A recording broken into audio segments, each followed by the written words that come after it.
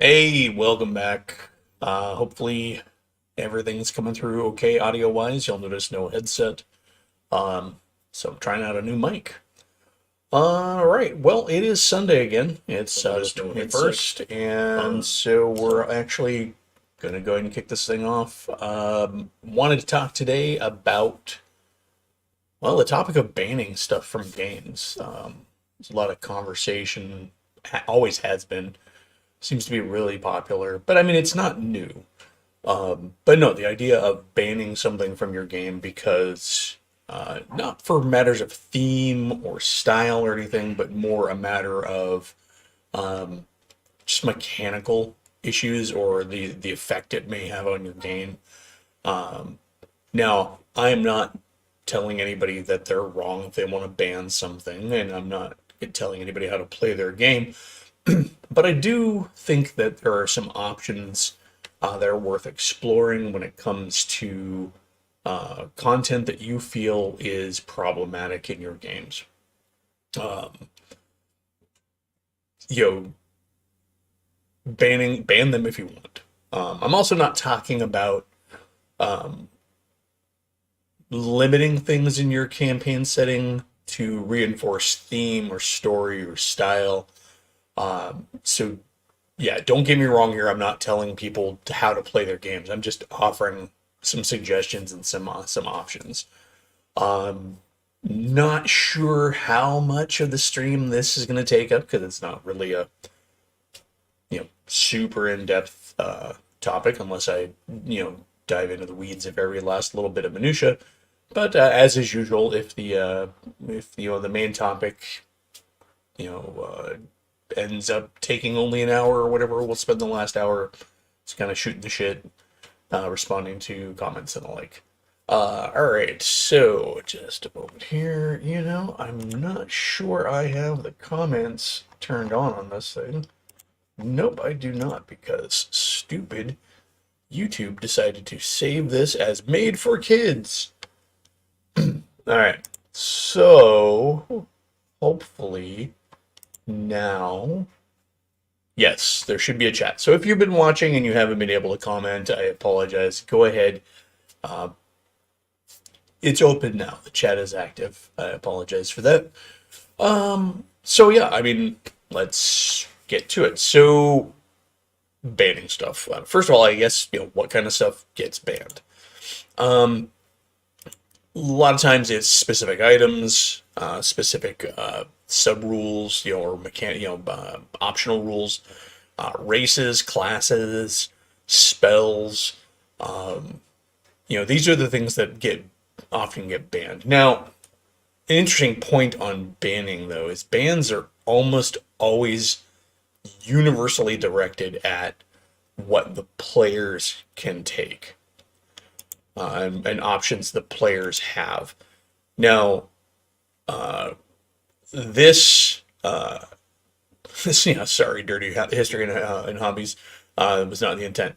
So this is kind of one-sided if you think about it, though. I mean, if all the bans are directed at the players, even if it's something that affects the DM or GM, if we're not talking about a D&D game, but most of this ban talk tends to hover around the D&D sphere. And there's, because of course 5th edition is the edition that exists in the full form of the internet, it also has a ton of commentary going on. But a lot, even if it affects the DM has a lot more power to work around these bans than, say, you know, uh, a player does. So bans are fundamentally flawed in that, in my mind. This is my opinion, because I don't tend to ban anything. I would much rather work around things and adapt my DMing to deal with them. If it makes it hard or challenging for me, well, that's part of the fun. But the problem, one of the fundamental problems I see with banning is, hey, Squirrel Hermit, is a DM always has more power in the game than the players do. And so by banning options for the players, you are disproportionately hampering the abilities of the players to deal with stuff than the DM is. So, for example, I'm just going to put up here on the screen, we got the Aarakocra, right? Aarakocra, they are a flight-based critter. In 5th edition, well,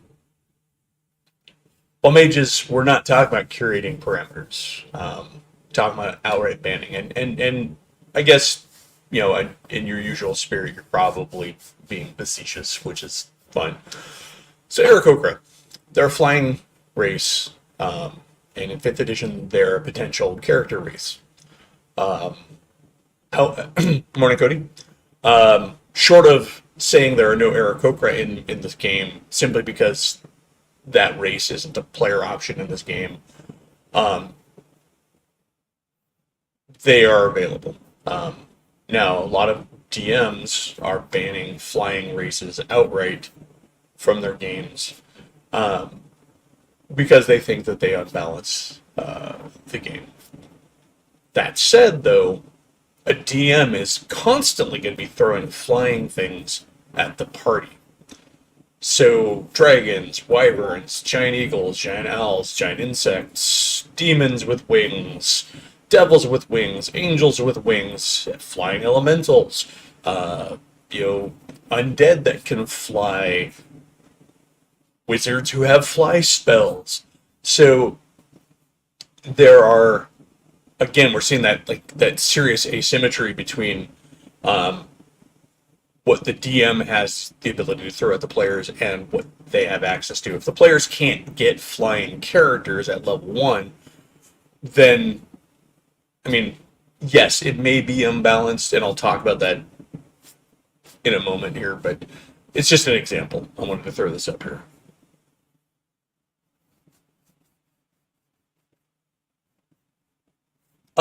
Mages, I would say if I don't consider it a ban if you're saying, okay, we're just sticking to like core material.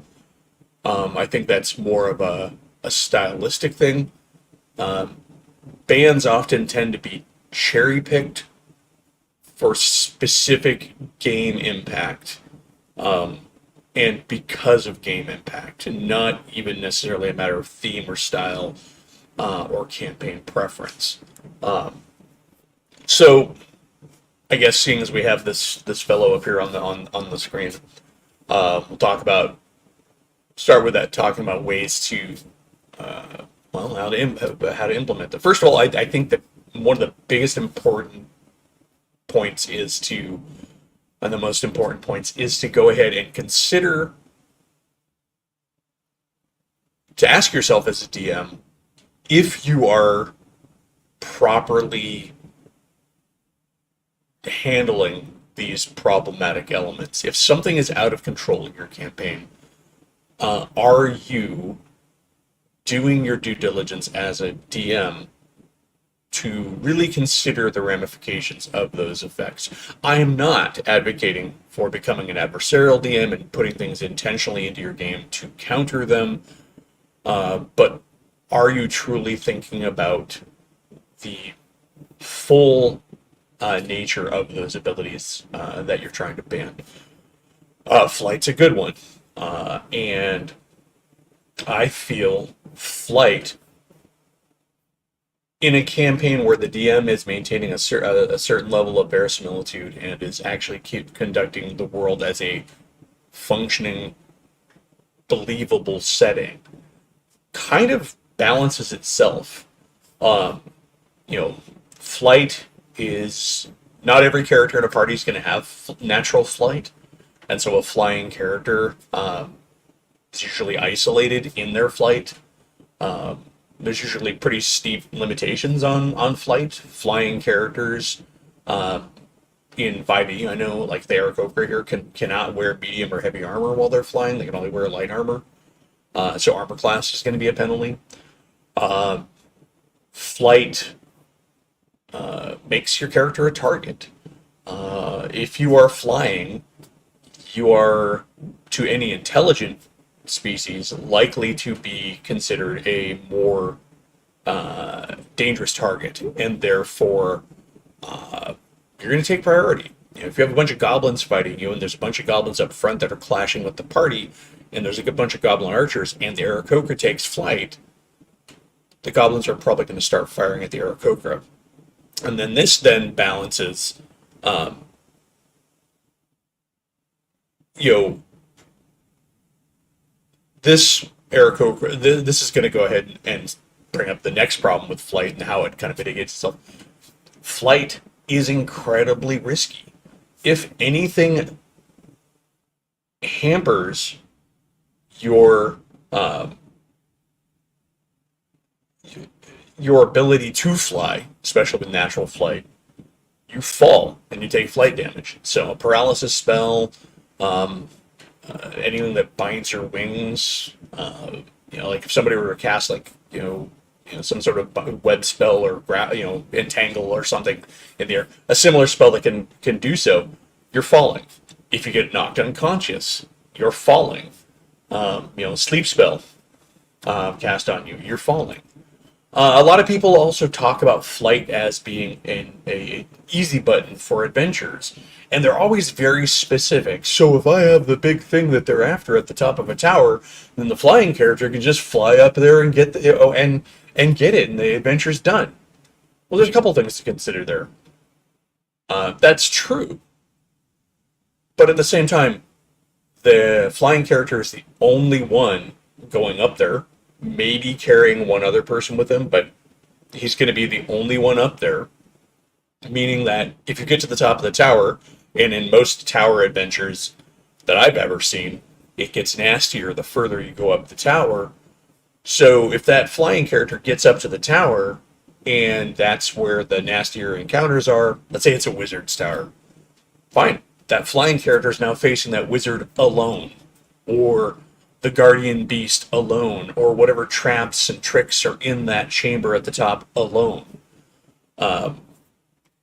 It's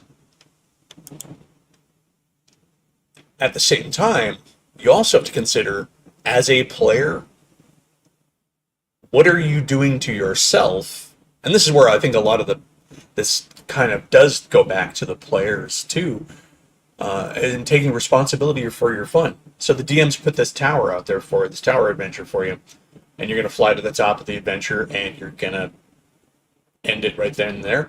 That's cool once in a while. Like, hey, we did it. We managed to find a cool, quick way around the adventure. That's cool. And like I said, that can be fun now and again, but you will have cost yourself potential experience, magic items. I mean, if it's a wizard's tower, what are you going to find in there besides, all the things that you might have to get past to get to that treasure you're after, or to stop that evil wizard? There's XP in there. There is gold in there. There are magic items in there. So by having your magic character fly to the top, you're spoiling that adventure. I'm not saying that's not unwarranted now and again, but if you keep doing that all the time, then what are you doing? Flight also, especially winged natural flight, or fantasy flight, because there's no way an Aarakocra probably could actually fly, but it's fantasy, so we don't worry about that, because neither could dragons or anything like that. So wings require space. Most dungeons, not enough room to fly. Most trying to fly in a forest with a man-sized bird is going to be really difficult. It should require checks to do so, or penalties when fighting. Disguises are going to be really tricky. If you're trying to get into a city with your wings on your back, even if you're in a world where Aarakocra are a thing and everybody's like, all right, it's a bird guy, but if they're looking for a party that has a bird guy in it, you're going to be hard-pressed to disguise yourself as a bird guy. Disguise the bird guy in the party. So I think a lot of factors don't get considered when dealing, say, with like natural winged flight. I mean, the weather can affect you. I mean, if you're not a species of bird person who is an aquatic waterfowl bird person, Heavy rain is going to keep you on the ground. And I know there's plenty of people out there. Well, you're just limiting my fun. No, I'm just being believable. I'm just treating your character as part of the world. Just like I'm probably not going to have giant owls flying after you in the middle of a rainstorm. You know, the wolves are unlikely to be out hunting in a rainstorm. You know, it goes both ways. So, it's that's, I think, in the case of flight, there's one thing, you know, there's other things too that people argue when it comes to things like flight. With the argument, of course, being that wizards don't get flight until like fifth level. Well, that's true, and I don't think you're making wizards any less special by having a flying person in the game any more than you're having a really strong person in the game who who has bonuses that other spells could grant, or a paladin is in a party who can do smites and heals, that the cleric might be able to do, or whatever. I don't think that's a valid argument arguing that because one class can't get it till later, a race should be removed from the game. If it's you don't have to ban the stuff to make it manageable. Wizards are using arcane knowledge to get that information. I've seen some people who say that Aarakocra and stuff can get their flight at 5th level when wizards can't. I'm like, that's unnecessary balancing. It doesn't make sense. It's not even believable. I mean, you're born with wings and you can't fly until 5th level. What are all 1st through 5th level Aarakocra actually fledglings who are running around with downy feathers and looking like dorks? I mean, sure, maybe that's a thing, but yeah. So flight is definitely one of those things. See, some comments on that came in through. Yeah, skeets. Yeah, I mean, fireball. You cast fireball. That's the other thing. Wings burn. If a character takes damage, even if he's not, unless he's magically healed, he's probably not going to have feathers. Feathers growing back. That's the one thing. Sure, his hit points might come back, but I would say like a party member who gets burned to death, burned by fire, even in 5th edition, and gets to rest and recover. That gives them hit points back. It doesn't necessarily give them their hair or their clothes back.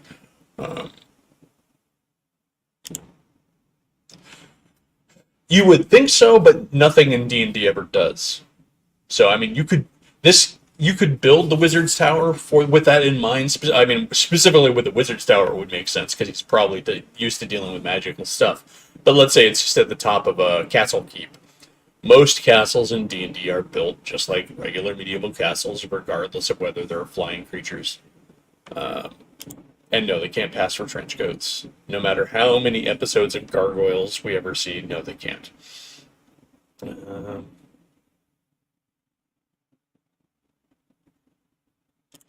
But see, this exists well outside of and well before 5th edition.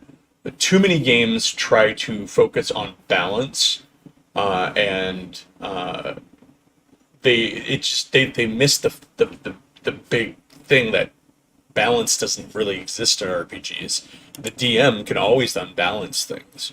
He always has that power to do that. So any pretense of balance is just an illusion.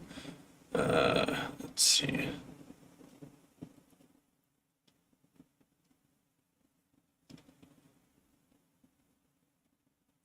Let's see.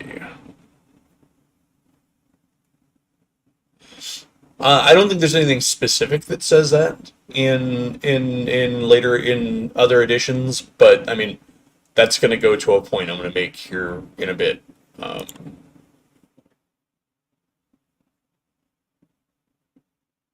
Let's see. Well, I know Kenku in D&D don't fly.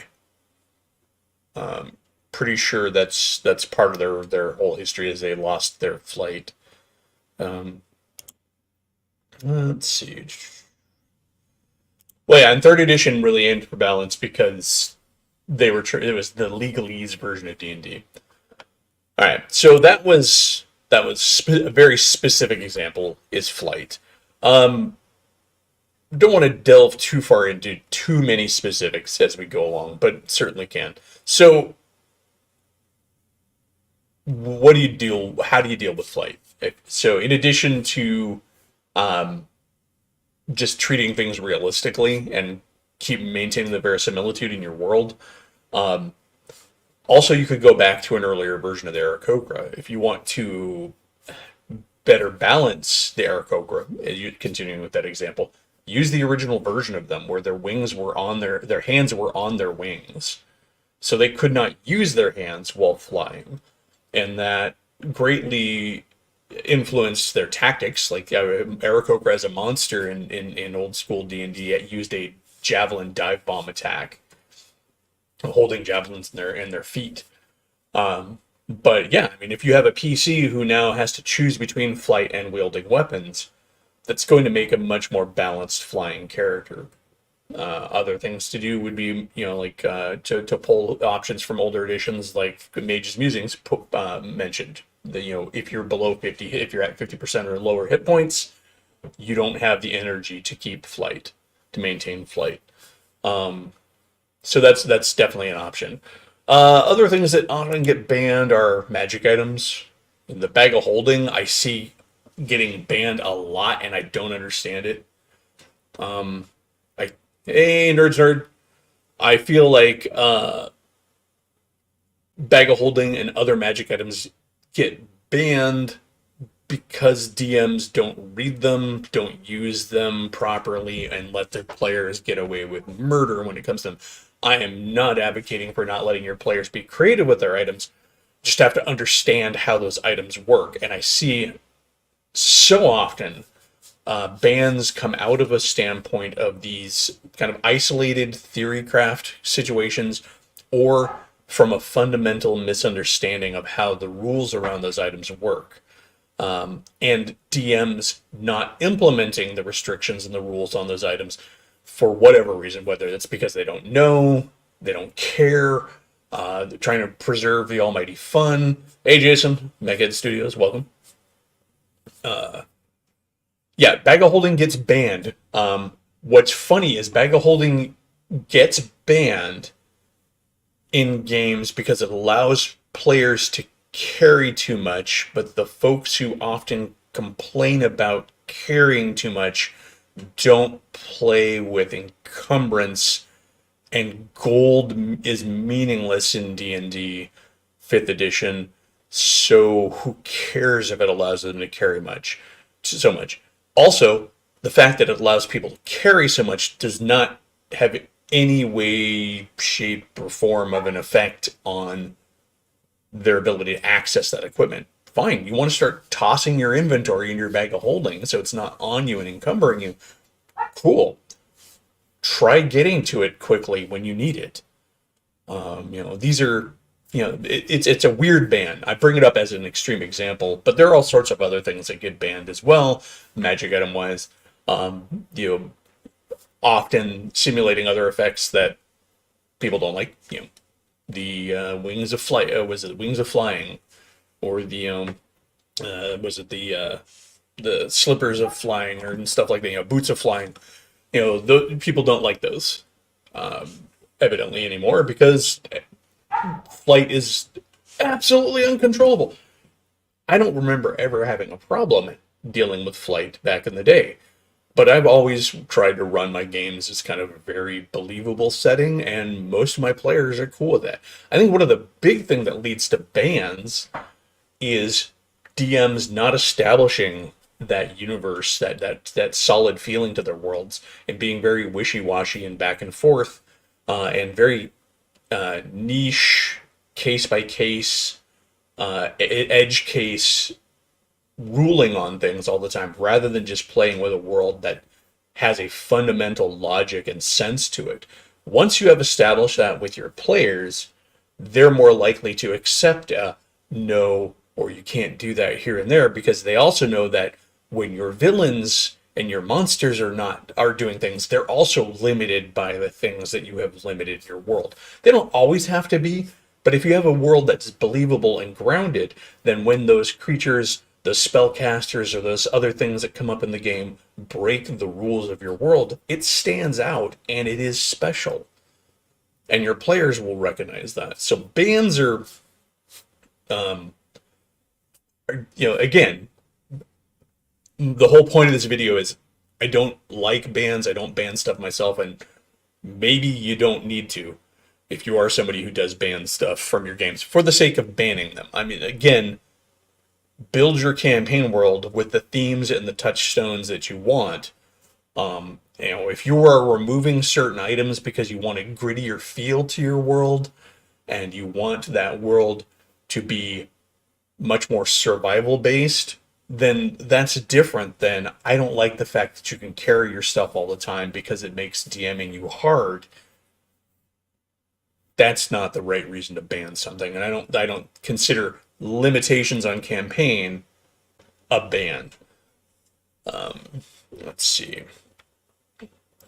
I mean, especially considering Bag of Holding is a classic item. This thing has been there since forever. So we all dealt with it. I don't know why it's suddenly a problem. But I think it's suddenly a problem because people don't run it right. But also it's a weird ban in my mind because so many things that it mitigates aren't even really a thing in 5e. Let's see.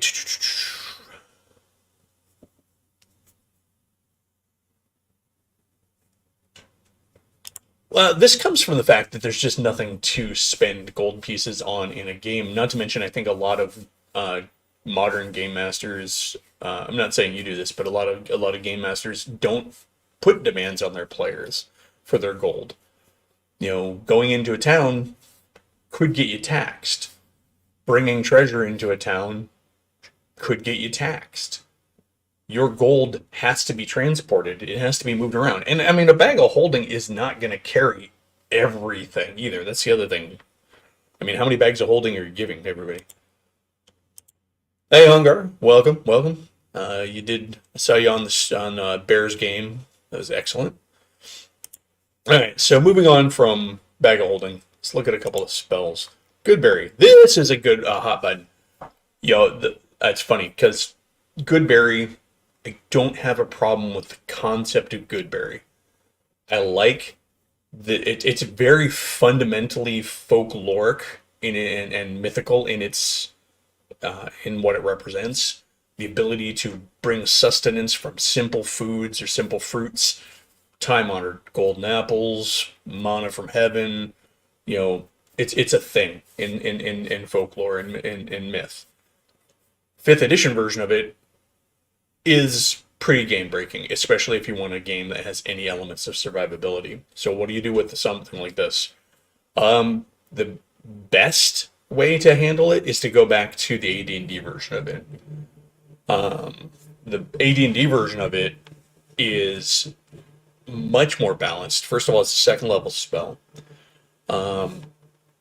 It, instead of a sprig of mistletoe, which is an easily preserved material component, it requires freshly picked berries.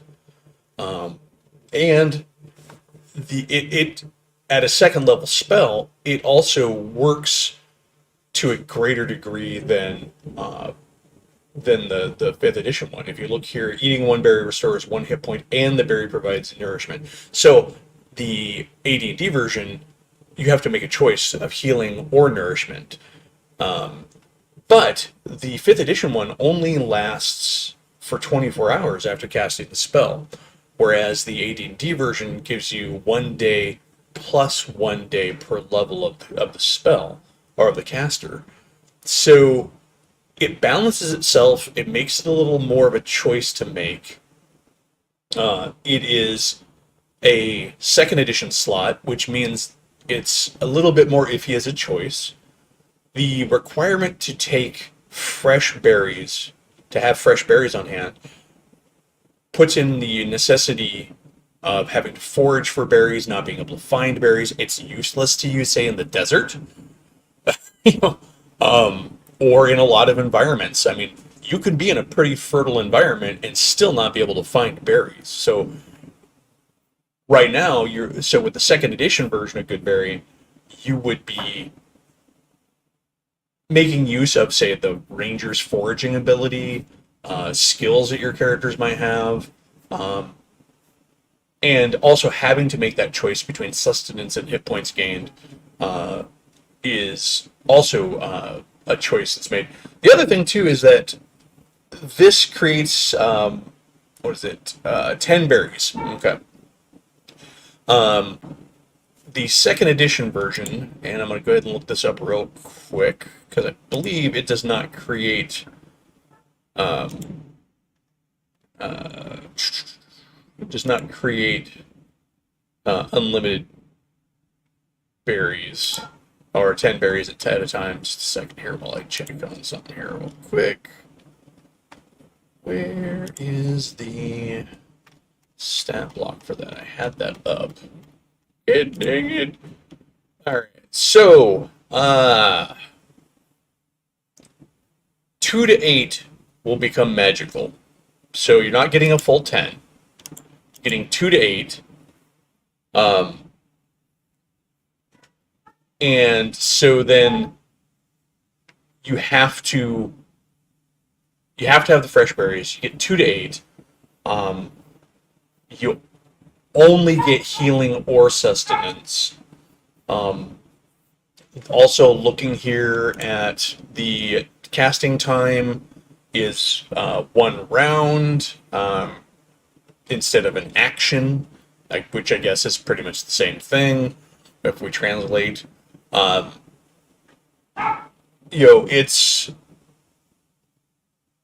It's just more balanced, and I mean, there's not much more to say about it.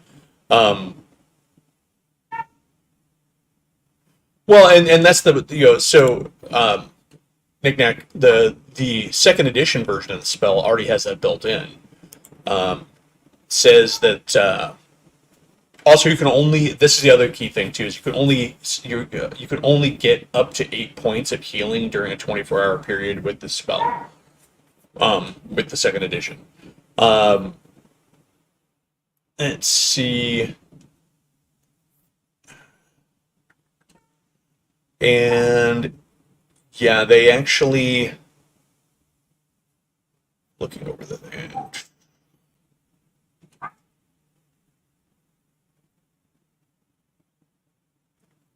Yeah, let's see, looking over.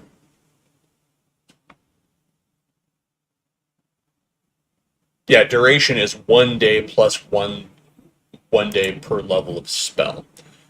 So it already has. I really, honestly, with Goodberry, this is one of the main things that I do suggest when dealing with problematic things in your campaign, is instead of banning them outright, look at how previous editions did them. One of the biggest problems that 5e has is it often simplifies spells to the point where a lot of the nuance is weeded out of them. And in those nuances, they become much more balanced and usable. It's not universal. I mean, old editions like AD&D still had some stinker spells that just weren't written right.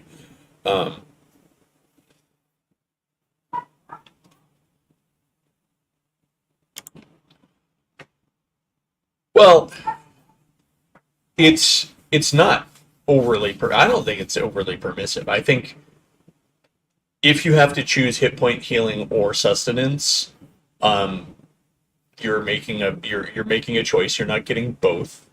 The fact that you have to find berries that are fresh is a big limitation. The 5e version, just using a sprig of mistletoe, which is something you just carry around with you, makes it so easy. I think altogether, the second edition is, or not second edition, but the AD&D version is a much better version of the spell because you have it seems more balanced. It's a second level spell. You get fewer berries by only a couple. The berries are either or. They can last longer, but you can only get X number of points of healing within a 24-hour period. Oh, the 5e version. Okay, you're referring to the 5e version. The 5e version is just broken. Let's see.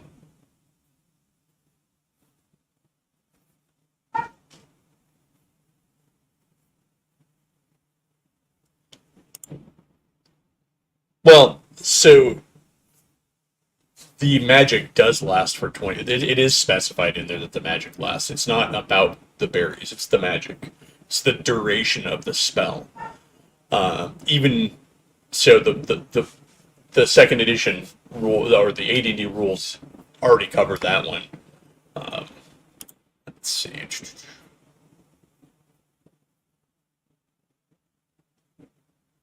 Let's see. Doesn't fill them up, makes it where they won't starve to death, so have nutrition. That's another way to do it. See, I guess the other thing too is rather than ban things, you should look at maybe modifying them to suit your needs. Um, Maybe Goodberry um, will keep you alive, but you know it still doesn't count as food. Like, you could make a limited version of Goodberry to where Goodberry was, especially if you're doing it as first level 5e thing. Um, sure, you ate the berries, you're satisfied. Take away the healing part, then it's a food thing. Or you could make it to where one berry equals one meal.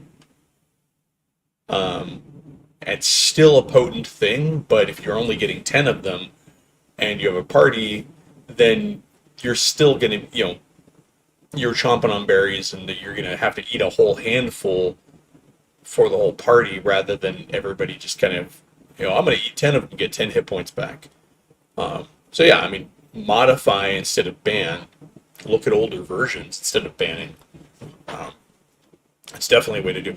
And even if you don't use the full version of an older edition spell, um, still looking to see how older editions handled those spells can give you some ammunition on how you'd like to customize it.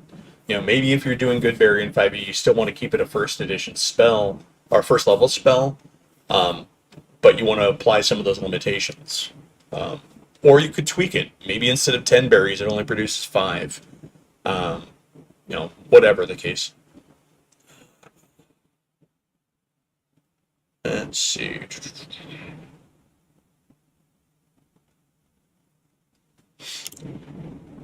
Well, and so if people are using that trick, then that goes back to what I was saying before with the DM allowing things that or not understanding how the things work. You can preserve the fruit all you want. All you'll have then is a jar of preserved fruit that's no longer magic. The magical Dwemer will have faded. Uh,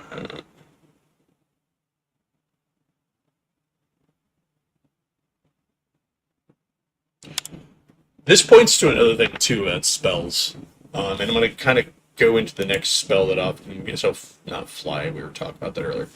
I don't have a slide for it, but um, the problem with a lot of spells is that they're too easy to hold on to, and a lot of times that comes down, and people don't do things like rations rather than Goodberry, whatever, um, because DMs don't keep pressure on spellcasters. I'm not advocating being adversarial, but is your world functioning at a level that's believable enough to where those casters are having to make important decisions? Is it worth me having Goodberry in my arsenal, or do I really need to focus on things that are going to buff the party? This is another thing that comes up with things like Counterspell, which is another one that often gets banned. Counterspell gets banned by a lot of people. Oh, it makes the game boring if the bad guy wizards can just counter the player's spells. It's not fun. But the players can also get counterspell. It's not fun. They're casting spells. I'm just counterspelling. That's part and parcel with magic duels between casters in legend and stories and stuff. I throw my bolt at you and you hold up your hand and it poofs away and it's no longer. But at the same time, every casting of that spell is costing you a spell slot. And so keeping the pressure on spellcasters and making sure that encounters have tactical decisions to be made that inform the spells that are being cast. Another one, a lot of ones that get banned are like distance healing. Sure, there are spells that are distance healing. Now, the cleric who has that distance healing spell should have to make a choice of, do I have to fight, or can I spare casting the spell instead of my action, or can I do I have to cast a different spell that's more important? Is it the best tactical decision to heal 1d4 hit points on another character, or should I be doing something that is going to improve the party's overall chance of fighting and winning? I mean, it's cool if a healer has the ability to go ahead and heal somebody at range. I don't think that's bad. I think that's thematically appropriate, and it can keep a fighter in the game.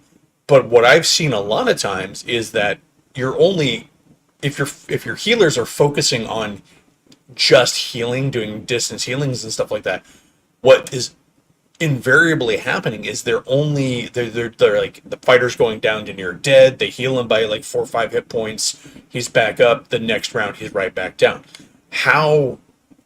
What is actually the economics, I guess, behind, for lack of a better term, behind the use of that spell? It's it becomes a choice. And I think that's the important thing with spells, is a lot of times they're not forcing people. DMs aren't not forcing. DMs aren't presenting situations where casters have to make those hard choices. Do I pray for Goodberry today, or do I pray for something that's going to be much more important? And a lot of that comes from the constant weeding back that DMs do of getting rid of elements of the game. Sure, those spells are overpowering when there is no pressure on the casters in the party to take anything else. But when a wizard has to make a choice between dispel, counterspell, knock, or all these other functional spells, and fireball or firebolt and all these things, when he has to make those choices and he's presented with dungeons and adventures that really make those choices count, they're going to be more careful and selective with the spells they get, or the spells that they use. So I mean, again, instead of banning, consider what you as a DM are doing in your games and how you're running your encounters, to where your spellcasters just can't get away with murder. I mean, okay, you could cast Goodberry and cover the rations of requirement for the party, or you could put an actually useful spell in there and just have everybody carry freaking rations. Let's see. If I were to nerf Goodberry, I think the simplest solution would be that you need fresh picked berries, as per the old editions, and D10 of those become good berries. Otherwise, leave as is. Yeah, I mean, that, again, simple mod. The other interesting thing about the old edition of Goodberry is it's reversible. You can cast it as Bad Berry, which takes fresh berries on a bush and enchants them to be poisonous. I'm just saying, reversible spells are great. And how is that? Like, okay, we have to get into the Lord's castle. He'll suspect poison, but wait, I can cast a bad berry on this basket of berries, and we'll incorporate it into the pie. So they make a pie with the bad berries. The Lord eats the bad berry pie, and the Lord's dead. And all you have is the person who gets blamed is the kitchen wench who made the pie, but the king is dead. The evil Lord is dead. So yeah, there's that also.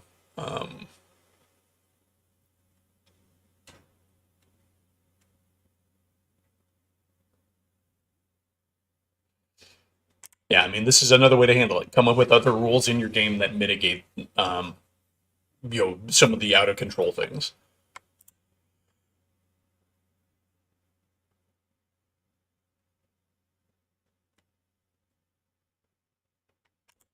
Well, and this is kind of goes to back to the point. I mean, at the core, how is the healer able to keep healing? Um, because his class says he can, and I don't think that limiting what a class can do because it becomes tricky or difficult to you is meritorious. I think if anything, it speaks to you as a GM, not to the class or the spell itself. Um, but that does go back to what I was saying about keeping the pressure on your casters. Okay, if that cleric is constantly able to spam out uh, healing spells, in my world, in my games, that should be a result of the party really doing a good job of screening that cleric or whoever the healer is, so he doesn't have to worry about anything else. His ability to do so should be a result of the party's actions and their tactics. And I'm all in for that. If my party is able to be smart about it and can keep that cleric screen to where he can do that, I'm not mad about that. However, if I am, as the DM, have 15 orcs in a room and I'm not trying in some way to have those orcs hit that cleric, who they can see back there going, In Domine Spiritu Sancti, boing! And then the fighter, gets back up after being killed, um, there's a problem. Orcs aren't dumb. They're not the brightest tools in the shed, but they're definitely not stupid. They have shamans, they have casters, they know how magic works. So when they see a wizard or a cleric in behind the back row or behind the front line in the back row doing his magic-y thing, they should be doing something about it. If the party prevents that, then the party is doing their job, and I shouldn't feel like I'm not doing my job. It's only an issue when the party isn't doing anything for it and I'm not helping. I'm not doing anything. A lot of DMs will set up a scenario. For example, let's say it's a big, broad, open room, um, and big open room, and the orcs are spread out, and you've got your kind of almost typical fantasy kind of one-on-one going everywhere. Even if it means going through, an area of threat where, like in 5th edition, where the orc might be subject to an attack of opportunity, they should still be trying to get between the combatants to get to those spellcasters or those archers. I mean, it's not even necessarily about spellcasters. This is the thing about it I have a problem with, too, with a lot of these arguments is nobody complains when the archer is hanging out behind the line and firing over and plinking at the orcs and the goblins on the other side. That's never a problem. It's a problem when the cleric is allowed to keep healing at distance, but nobody complains when somebody can damage at distance. They're always, a lot of these arguments for banning are very one-sided. But again, those orcs should be trying, even if it's dangerous, to go between those two combatants and potentially draw an opportunity attack. That's combat. Medieval combat is dirty and nasty, and it's about finding the opportunities and the openings, and combatants are going to take risks. You could have an orc run up and Celt-style fling himself over the battle line, to try and get behind the fighters. They might do that even if there isn't a cleric back there, just to try and get that flank. Are your combatants, are the enemies that your party are facing intelligent and tactical enough to where you're challenging your spellcasters to where trivial spells like Goodberry become really... Do I really need this spell when I can just spend a couple of gold, which I've got in abundance, especially in 5th edition, on some rations? That distance healing spell may keep the fighter up for another round because you healed 5 hit points. But wouldn't it be better to have, say, like a bless on hand, or as if you're a wizard, like a shield spell, or or mage armor, or something that you can. I mean, not all those spells can be cast on other people, but you know what I mean.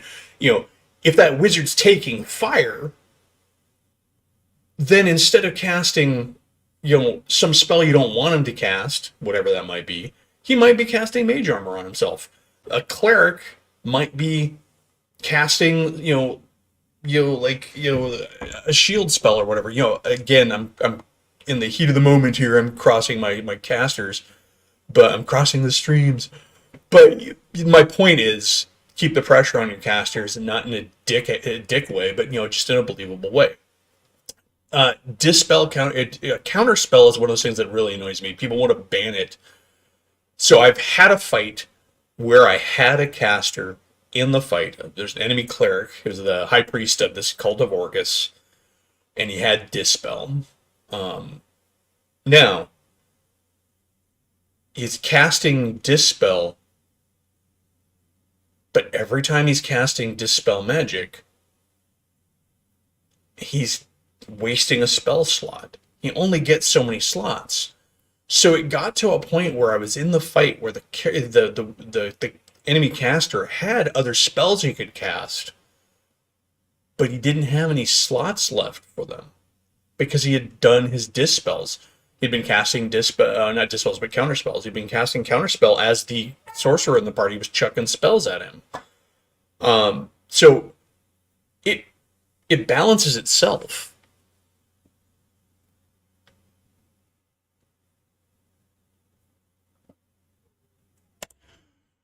I counterspell, I believe, is one of those ones that's actually designed to be done reactively. So, I mean, I would say this works with a spell that is not inherently obvious.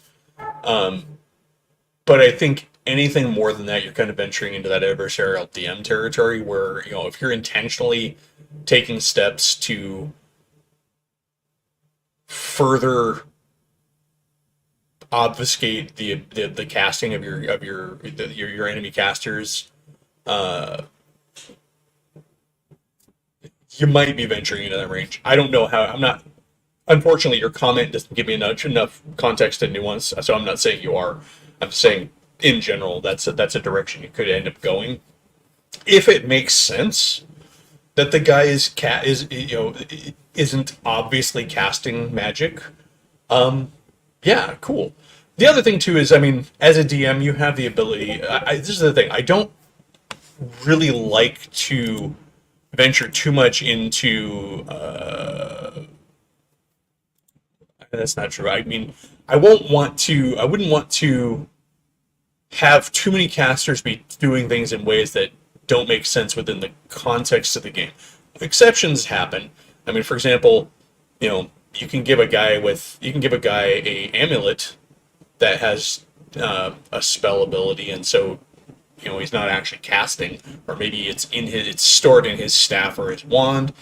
Even a cleric who doesn't have an obvious magical artifact on him, maybe he's just got a mace, but maybe that mace has a spell ability on it X number of times a day. So there's ways to do it, yes.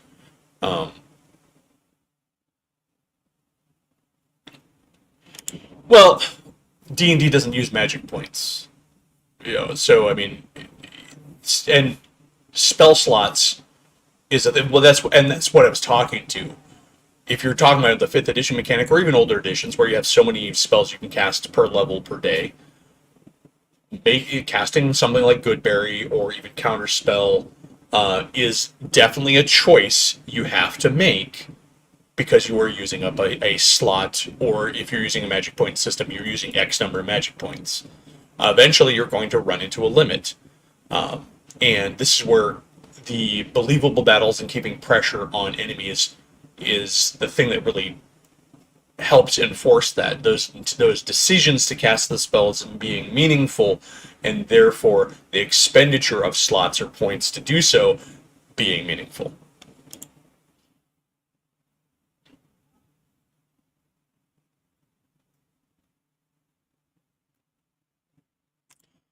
Yeah, and this is the thing that so this is one of those ones that gets banned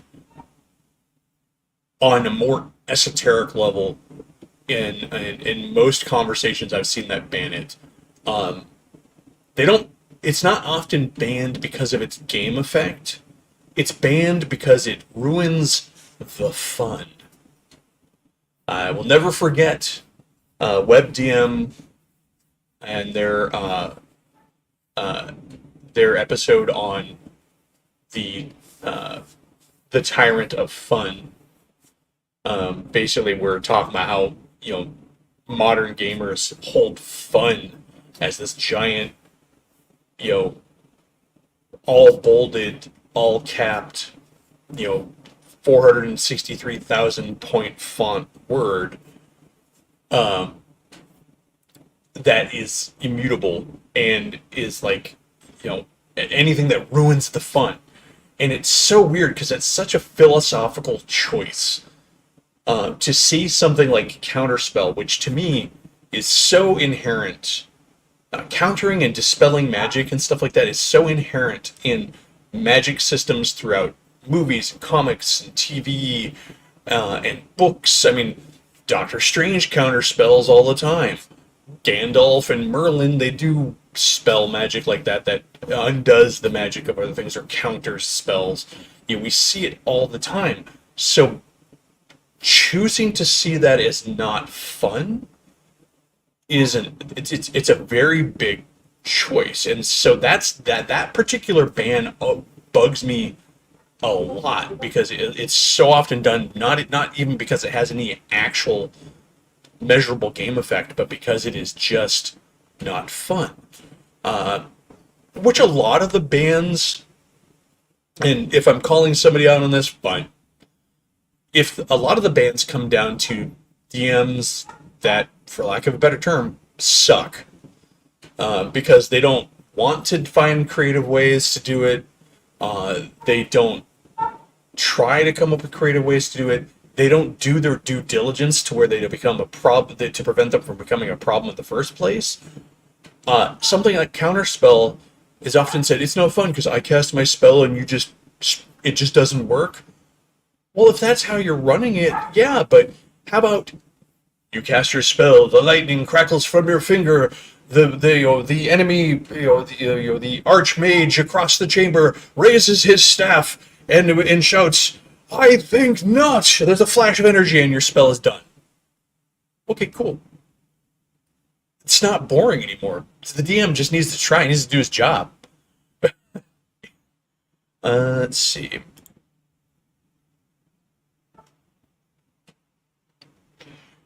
Yeah, I mean, I always liked the Magic college angle from 2E where you had the opposed schools. I thought that was a really cool idea. Warhammer's Magic system also has that, the Winds of Magic.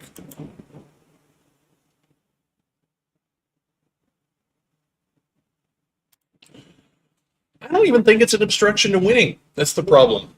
I honestly think the argument there is it goes back even further. It's couched in that huge argument on player agency.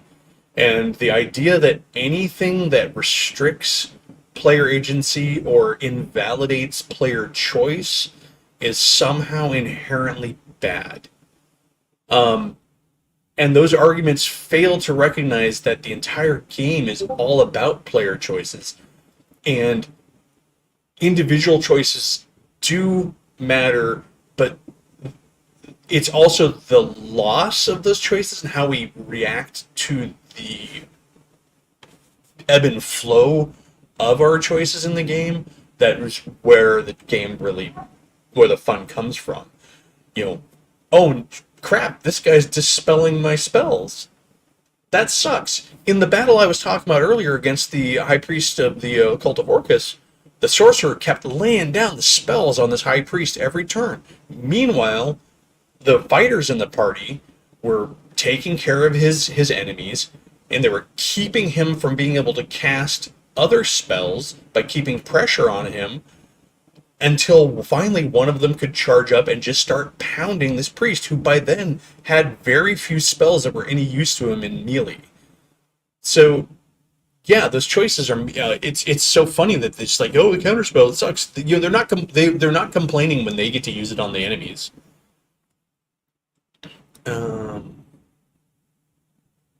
Yeah, and it's funny, as I've heard people, well, what about those cases where they're counterspelling the counterspell? Like, okay, so what? So now you've got that cool scene in the movies, like where the two beams of energy are coming out and crackling and going back and forth, and they're just, it's a magic duel. It's part of the genre. Let's see.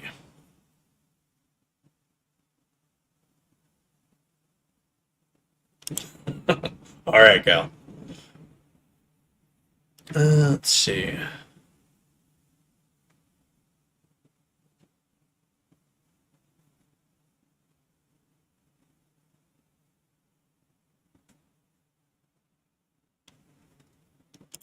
Why is flying a free pass? I'm not quite sure I understand. Um, let's see.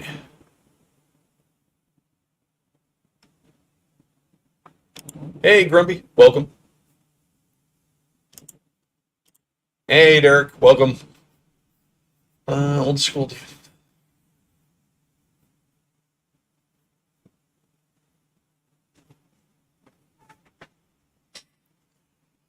Yeah, the whole material component pouch or even the spell focus is really a problem in 5e because um, again, it goes to that whole trimming back of the, I guess the responsibility of players to maintain their ability to adventure, which so many people reel against that and argue against things like encumbrance and spell components and food, and ammunition even, and they complain about it in ways that seem very much theoretical and very much lead me to believe that they've never actually played them because none of them are that tricky. None of them are that difficult. How hard is it to have written down that you have 5 pearls by which to cast that spell that requires pearls? Also, spell components, a lot of people think this is the DM then trying to take the fun of, well, you want to make me actually be responsible and I have to actually keep track. Yes, it's not hard. You make a list. It's like going to the grocery store in reverse. You have your list and you're taking off things as you use them instead of taking off the things as you acquire them. Encumbrance is not a difficult thing. Encumbrance only really becomes tricky when you're pushing the limits. Nobody's sitting there bookkeeping your encumbrance, all the time. You simply have to be aware that there is a limit, and when you kind of get there, then there's a problem. Now, ammunition is important. You can't carry unlimited arrows. It's just not a thing. We've talked about this before in in-person conversations. The juice of adventuring, the fun of adventuring, comes in those times where things are not 100% behind you. Those points of adversity. You got hit by the fire elemental and your clothes and your pouch burned and all your spell components went up in smoke. You fell in the river and your supplies got wet and now you're without food. You're 5 levels down in a dungeon and you've got 3 arrows left and you focus on arrow fighting. Or your party structure has been built around you being able to be the archer support for the fighters of the furrow. These are the things that matter, that really make adventuring fun. And so much of these arguments on banning and stuff, and what's funny is the ban side generally comes from the DMs, but a lot of them, in the case of Counterspell, are from player grumbles. Let's see. Why? I mean, that's a choice, but I would ask why. So I mean, if your magic system doesn't use them, fine. But what is then the limitation on your magic system? Spell components are a fun way to game spells. And whether that's material components or, the somatic or verbal components, those are also fun because they inform and limit the spell use. A wizard whose last spell requires the use of his hands, but his arms are tied behind his back, is fucked. And now the players have to come up with a creative way to deal with that situation. If the wizard's got verbal spells and is gagged or otherwise hampered with, from speaking, silent spell, it's important. And it informs the action, it informs the game.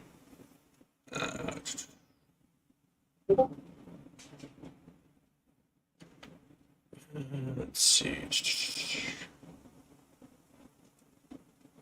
Yeah, resource management is a big part of classic D&D, and I think and again, I really firmly believe that most arguments against it come down to theoretical issues with it that somehow are couched in old D&D bad, new D&D good, without ever actually having tried it.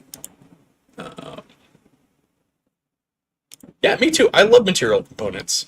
I also think having material components in the game is not a death sentence for spellcasters. Because again, now you're coming up with these weird little side quests and opportunities for things to happen.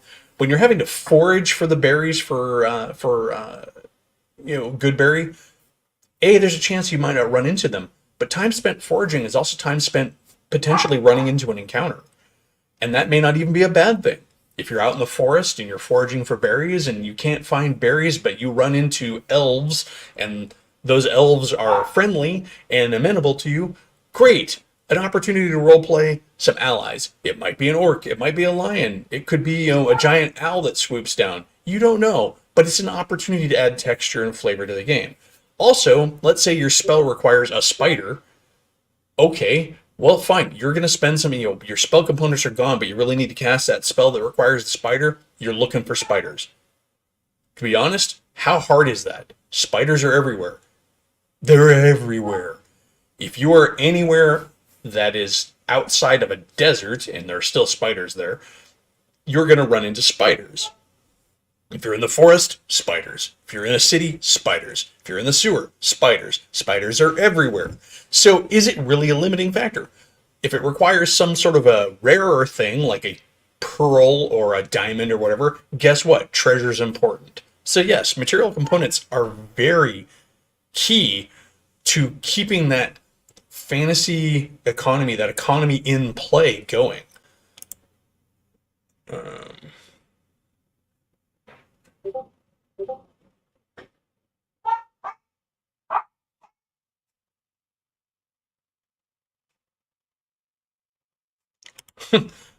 Or you fell into the pit and the live spider that you need to eat for spider climb is now crushed, but the thing in the pit is a spider, so you find yourself trying to take bites out of the giant spider that you're fighting so you can actually cast a spell to get out of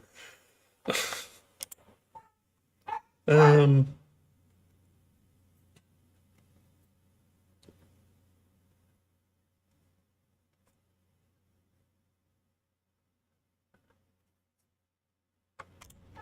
Yeah. This argument is stupid. That's like saying you don't have a sword, so you should still be able to swing your sword, or you don't have arrows, so you should still be able to shoot your bow. It's the same argument, but because it's magic, somehow it's different. Well, that's what my character does. Guess what? So is the fighter. If the fighter suddenly finds himself without his weapons because of a rust monster, nobody's complaining. They're all har har har. Look at that! The rust monster ate the fighter's sword. Hee hee.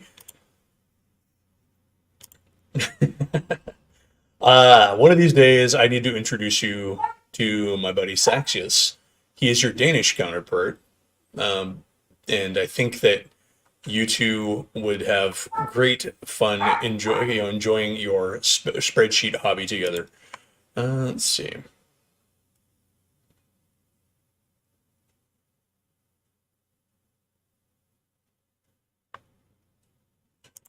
Yeah, this is the other thing. Like, for example, my players, even in fifth edition, because they like to play, you know, with some level of verisimilitude to the world, they only eat rations when they can't find food, like you might actually do. As they're traveling, they try to spend a little bit of time, each day doing a little bit of hunting. It slows their progress unless they're in a hurry, but that's what the rations are for. If they have time, then they're spending time hunting rabbits, deer, whatever game they can get, They're either, hunting it with their bows or trying to trap it, or they're foraging. And that's fun because as they're doing that, they and my players get this, and that's what I appreciate about my players. They get that going on that hunt and foraging is an opportunity for an encounter. If all you find to hunt is a wild boar and you miss, or you don't kill it in the first shot, then guess what? You're fighting a boar. And, but what they also I don't see my players complaining about is when they get experience for killing the boar. If they actually had to fight the thing, they're getting experience for it, especially if it was dangerous. I mean, if it was a deer, and they went hunting and they found deer, it's just going to be a foraging check. Um,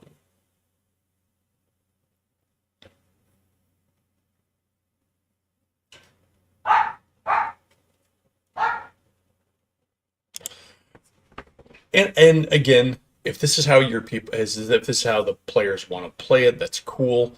Um, I find it frustrating um, because it doesn't track things individually, and for me, that is not fun for me.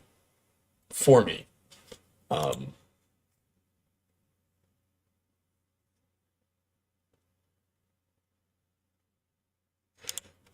excellent point.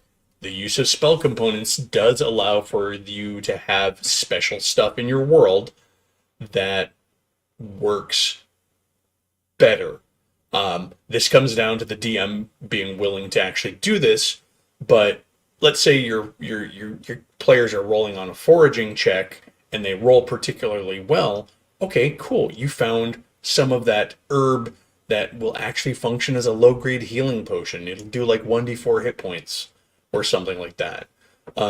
In my game world, in my fifth edition campaign, I have a list of ever growing list of botanicals and that are that and also some fungi and stuff like that that um, are out there. And some of them have some pretty interesting magical powers because it's a fantasy world, and so like I have one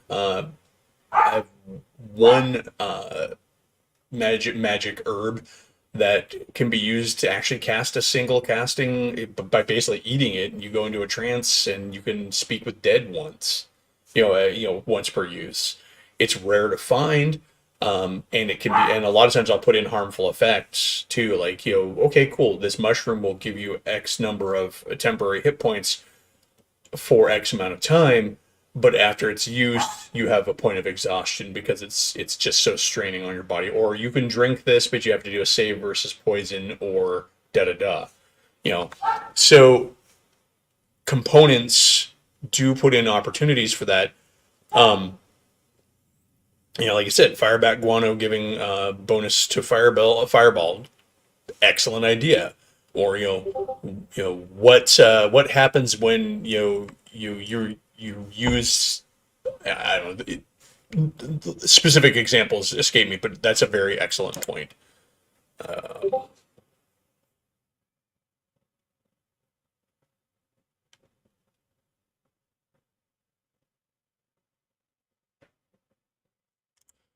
it's not weird, and it's not weird, Marhawkman, because bat guano is a source of potassium nitrate, which is a component of gunpowder.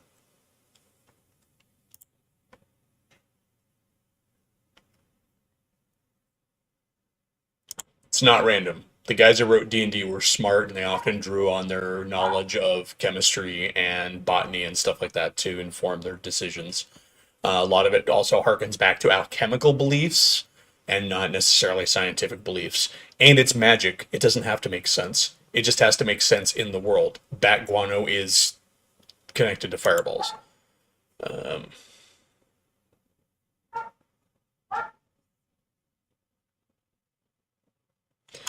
yeah, I mean, and again, this comes down to the fun of it.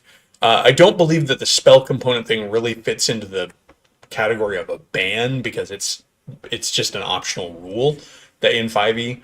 In older editions, it wasn't an optional rule; it was the rule.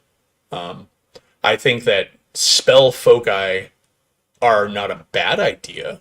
Like, I think if a wizard wants to imbue time, energy, and gold pieces into, say, a staff so it can function as his material components, cool.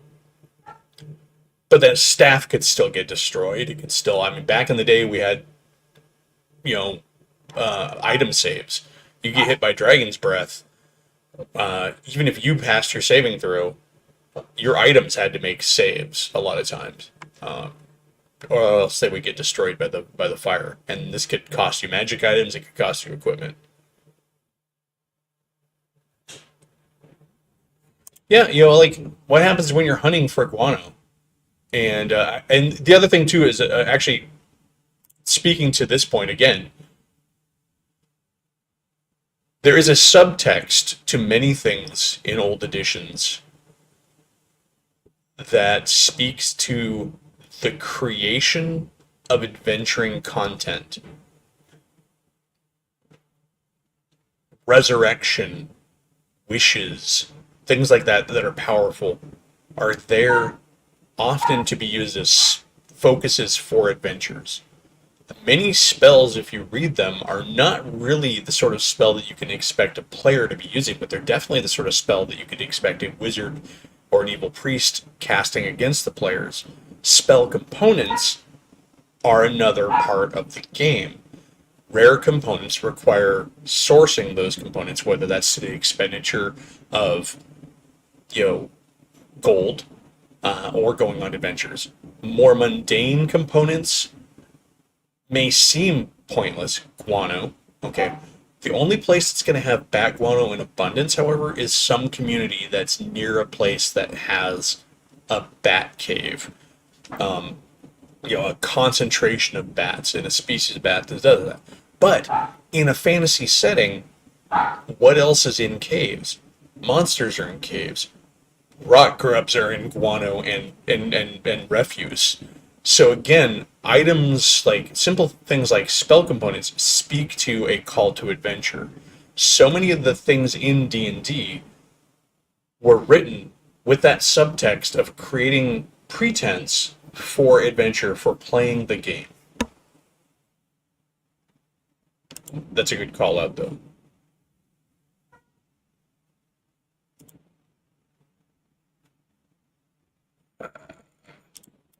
No worries, man. Have a good one.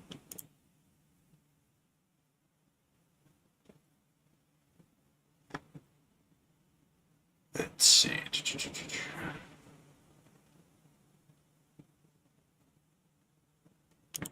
Well, yeah, and this is the thing, there's quest for components for high-level magic users and alchemists is a big thing.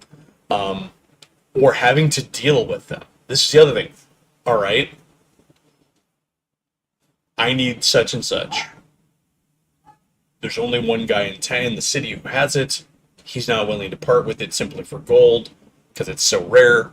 Now you're on a side quest.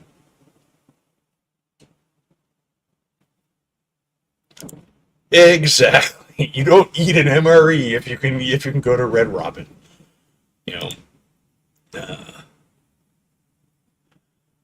Okay. Pink, you just scrape it off the floor, dude. Let's see. No, it would be dead because Fireball is likely going to do damage in the form of trauma.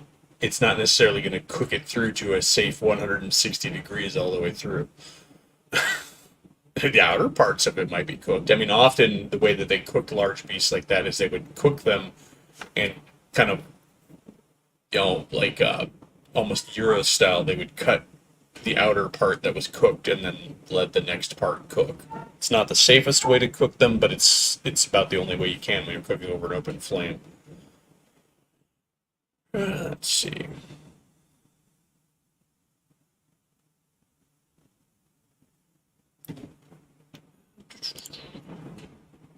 Traveling with caravan, one of them made a particularly good foraging roll. He found some mushrooms that were considered a delicacy in the caravan master. Yeah, and that's the other thing.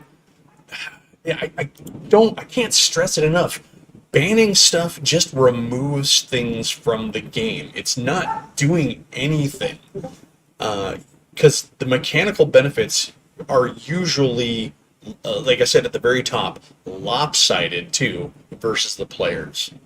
Because I guarantee you, the DM, again, going back to flight, the DM is doing nothing to limit the flying creatures he's sending after the party.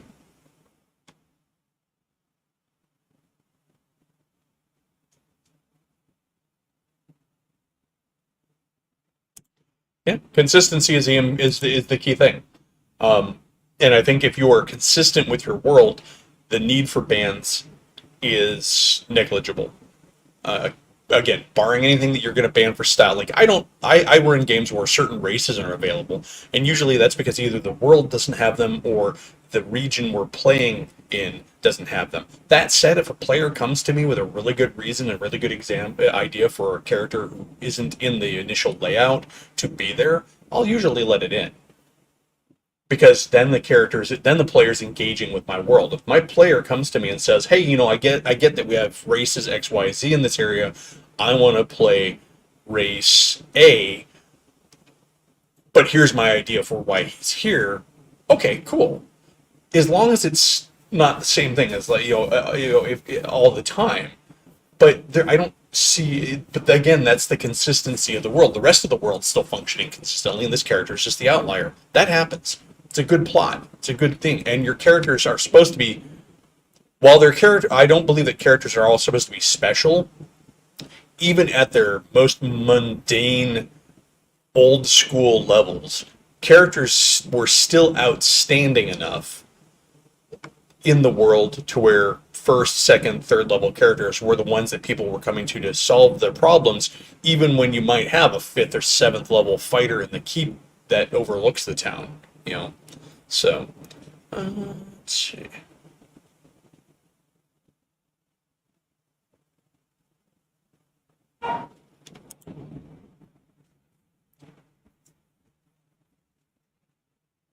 Well, I would say if so, the way that spell foci are used in fifth edition is as a substitute for material components. In other words, you have an item that does the job for those components, and then it's, I guess, kind of suggested that the staff or whatever is imbued with a certain level of magic that fills in the gaps.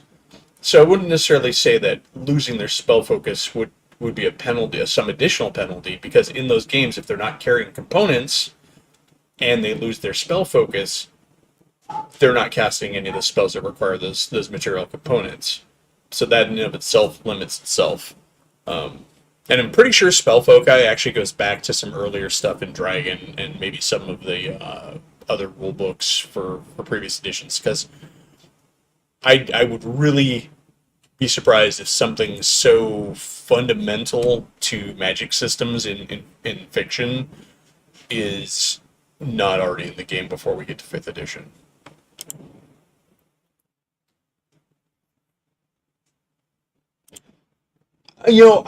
This would be a way to build foci in the game. Having spell foci be a spell, actually that's a really good way to do it.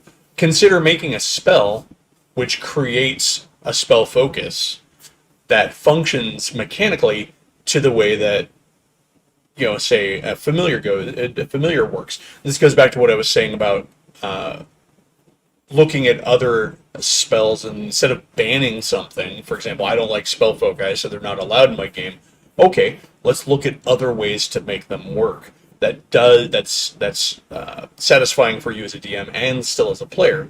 Having the spell create focus as a spell that's on the same level, say, as find familiar, maybe a level lower, depending on how you find it. You made it mechanically, makes sense. The wizard pours some of himself into it, therefore, it kind of fills the gap of the need for material components. That way, the wizard can still have his spell focus and do away with the need for material components, but you as a DM could feel a little bit more satisfied in that the wizard had to use a spell slot in one of his known spells to create focus, but he also has to go through the process of doing so, and if it should get destroyed, he's going to pay the price. So yeah, I mean, I would say that's a good fix, and that's kind of along the lines exactly what I'm talking about today, and that's that we shouldn't really ban stuff. We should work on creative solutions to keep them in the game, and and allow the fantasy to be there and the magic to be there without just outright removing it. Let's see, we're still on the back one. Well, this is too. This is true. Bat guano respiratory consequences, exposure to disease in games. I know there are at least a couple of modules that have bat layers that have disease issues. I know I wrote for a for one location in an adventure or campaign I was running. They run into a fortress hanging on the side of this underground chasm that's populated by Svarts. These Varts, because they live on the edge of this chasm, have a cave where they have giant bats that are stabled up, and they ride these bats out into the chasm. Now, in the description for the room where the giant bats are, I did write in there the possibility of getting disease if you go mucking around, because there's potential reason to go into the cave because the cave has an entrance that connects to the back end of their fortress. So if the players were to try and sneak through there, they could find a back entrance into the fortress, but they would have to deal with the disease. So yeah, I mean it's like I said earlier, in a cave in a game, there's usually other stuff.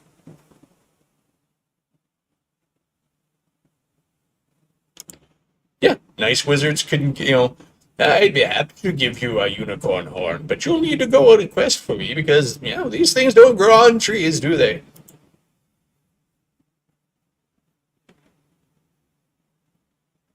Let's, uh, let's see.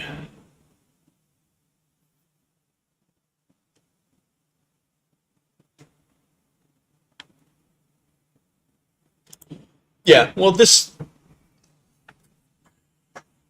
is one of those things that I would not worry about in games unless there was pressure on the party.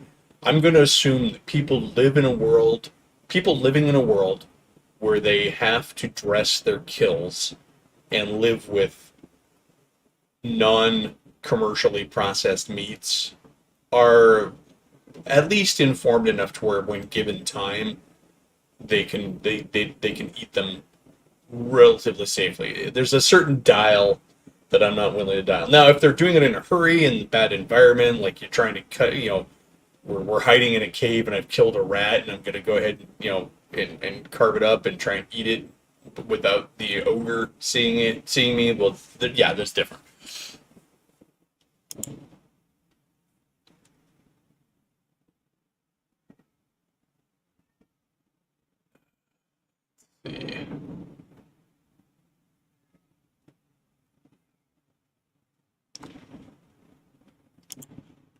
I'm gonna say that honestly, I'm in the camp that people in the past weren't as dumb and uninformed as we like to think they are.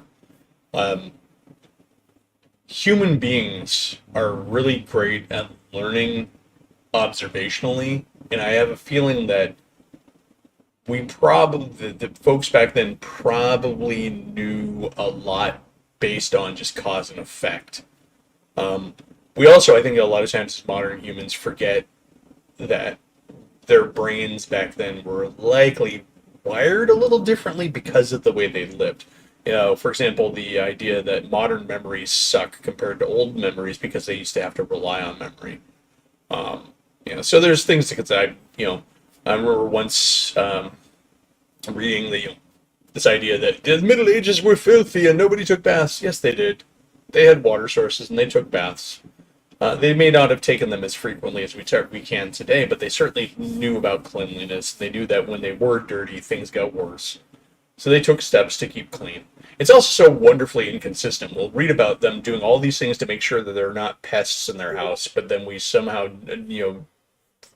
they don't know about keeping clean.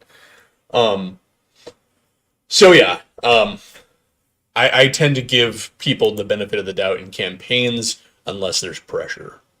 Uh, yeah, holy symbols were always interesting. So, I mean, just a straight holy symbol doesn't have a lot of power other than being just a focus for the basic powers of a cleric. But I think, if you want to up it to where they can do stuff, yeah, sure.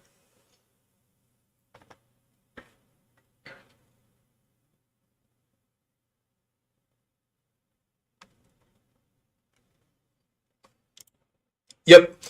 But this is probably they probably came about this experientially and through trial and error rather than any particular science. So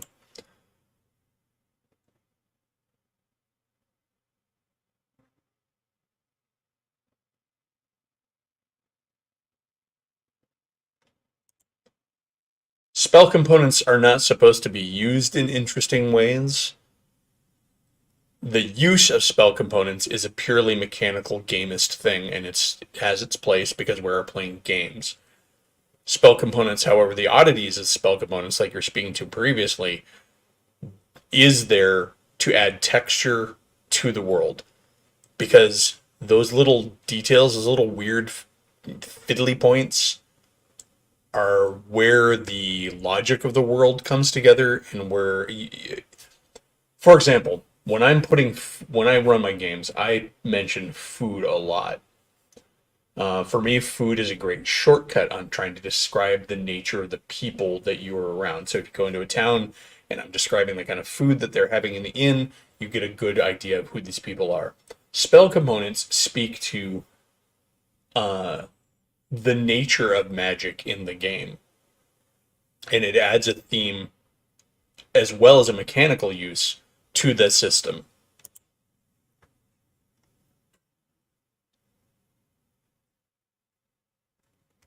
All right, let's see. I think disease has a place in the game. I mean, honestly, if the players are going to go into dirty, filthy places, they should be running into a chance of diseases. In fact, hidden in the DMG, where all the really good stuff is back in AD&D, there is a very clear rule that states every time a party goes into a dungeon, there is X percentage chance that they will pick up a disease. And it's modified based on where the dungeon was, how long they were there, and stuff like that. Which was speaking to the point that dungeons are inherently filthy, dirty places.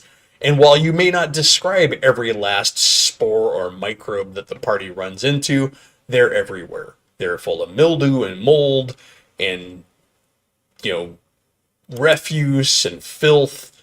And so, yes, there's a possibility you're going to get something like dysentery because you spent time in a dungeon. Uh, and the thing, I mean, but the thing is, the spells that have material components that are really common, like a tree leaf, are also usually coupled with other, verbal and somatic components. But also, those are usually lower power spells. So, yeah. Let's see. Yeah, I mean, and this is something you can work into your game too. I mean, disease is a thing. It's a thing, and if you want that level of grittiness to your game, you absolutely could.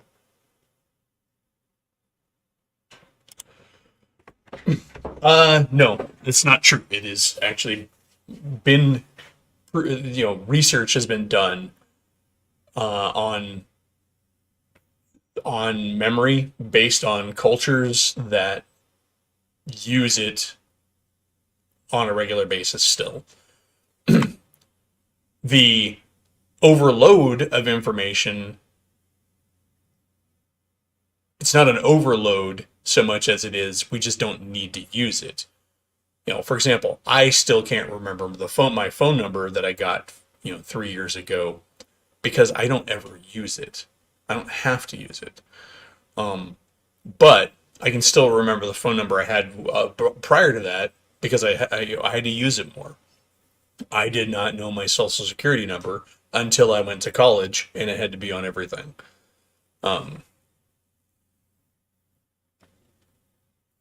let's see.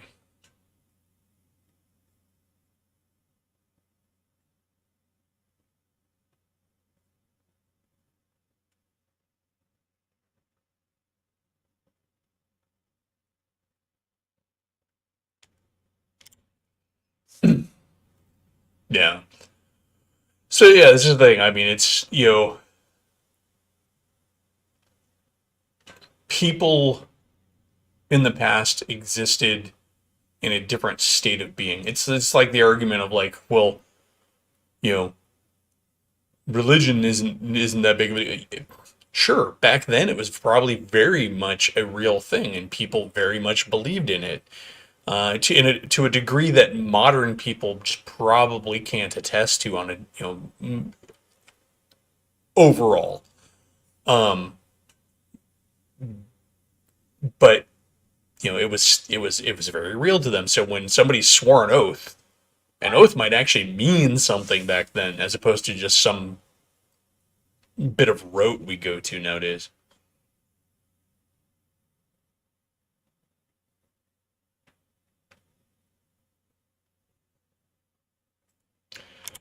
Yes, and this is why memory, like any other part of the body that doesn't get used, tends to diminish over time.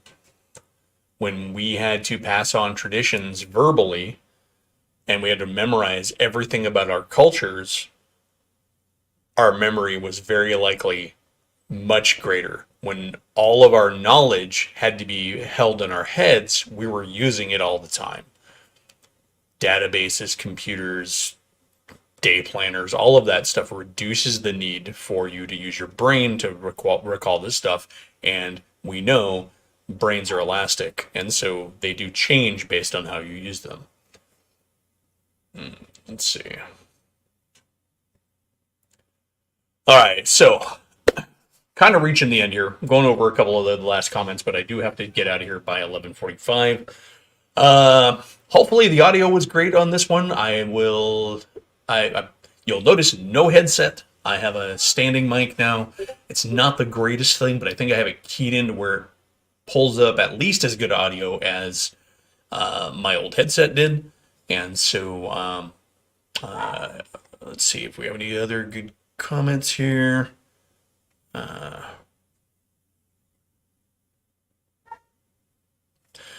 yeah, so to the subject of today, which was, not banning stuff. Really hope, and I may be preaching to the choir, but anybody who stumbles on this video at a later date and happens to view it because they're interested in the subject, do hope that perhaps I've provided some useful insight on ways that you can approach things that might otherwise be banned, to either find ways to keep them in your games if you are inclined to ban them, or reason enough to not ban them. Again, I think there's a lot that comes down to the effort made by a DM and the willingness of players and the effort put in by players. I am not saying that if you ban stuff, you're a bad DM. I'm just saying that you might be missing an opportunity to have a more believable, a richer experience in your games where you are not having to constantly keep a list of banned items updated like some sort of magic tournament, magic league. What cards are allowed now, what cards are not. Role-playing games have one core feature to them that almost no other game, in fact, I will say pretty much no other game has to it, and that is the ability to use your imagination and to be able to flex with whatever circumstances come your way. You are not bound by a hard, fast set of rules in any more than to the extent of the mechanics for combat and stuff like that. Decisions, exceptions, edge cases, the way that you handle things are certainly within your power, both as a DM and a player. So if you're a player and you want something banned in a campaign, I'm going to speak to the players for a moment. Think about about it for a moment. What are you doing when you're playing the game that warrants a ban as opposed to better gameplay? Are you really doing your best to come up with creative solutions, or are you just expecting a ban or a rules modification to accommodate what you can't achieve in play?